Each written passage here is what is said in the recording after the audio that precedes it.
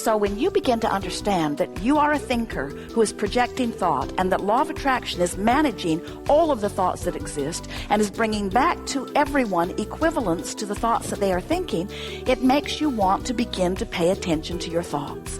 However, paying attention to your thoughts makes you crazy, because there are so many thoughts. How do you even decide what thoughts are the right thoughts? So, as people upon your planet, you gather together in groups, and you often come to the incorrect assumption that just because more people think this thought, it might be, or it must be, the right thought.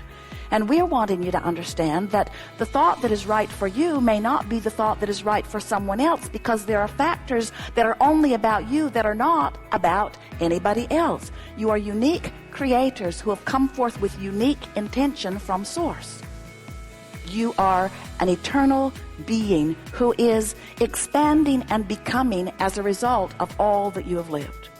So, you existed before this physical body as this source energy that understands well-being, this source energy that has eagerness about life and understanding about the eternalness of that which is life.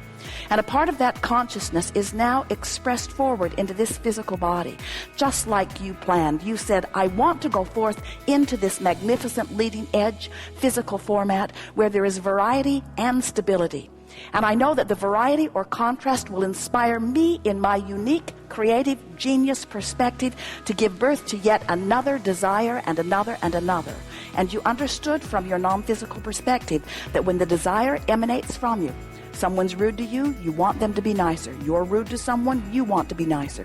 You don't have enough of something, you want more. You're sick, you want to be well. You don't have enough money, you want more money. And of course, these are bulky, general statements that we are making, but every nuance of your life causes you to expand into yet still more. And in the moment, even if you are not consciously aware that you are asking, in the moment that you live anything that feels the slightest bit less than, you ask for the more than. In other words, the contrast of this time-space reality causes you in a very specific way to constantly give birth to new desires, just like you promised you would do. And the source within you rides that rocket of your new preference and joyously feels the expansion that you've provided through your willingness to sift through life experience, and becomes the vibrational equivalent of your new idea. And now, this is the part that we want you to hear and remember. You have become more because of that. But in most cases, in your physical body, in your physical personality, in your physical mood and attitude and projection of thought and conversation and behavior, most of you are not anywhere near that expanded part of you, because most of you are over here still explaining to someone why you deserve that. I should have that, but I don't. I've got it coming, but it's not coming. And then over time you conjure the most incredible, ridiculous stories of why you don't have it. I wasn't born under the right star. I wasn't born in the right place. I wasn't born at the right time. Somebody else isn't rooting for me. God is mad at me. I must have been bad in a past life. It's his fault. It's her fault. There are all kinds of things that you conjure in the name of religion, in the name of trying to understand, in the name of philosophy. But in every case, what you're really doing is holding yourself vibrationally with your justification and your rationalization and your excuses about why it isn't better, as you continue to tell the what is story, this is how it is, this is how it is, this is how it is. I don't like how it is, I don't like how it is, I don't like how it is. I'm going to join a group of others who also don't like how it is, don't like how it is, don't like how it is.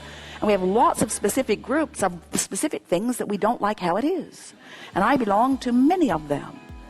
And now we have the online chat groups of I don't like how it is, I don't like how it is, I don't like how it is. And what we're wanting you to understand is that as you lived life, you gave birth to the new idea, to the expansion, to the new becoming, just like you knew you would. And the larger part of you went over there and became it. And when you don't go, you don't feel good. But we want to say something to you lovingly. You can't not go.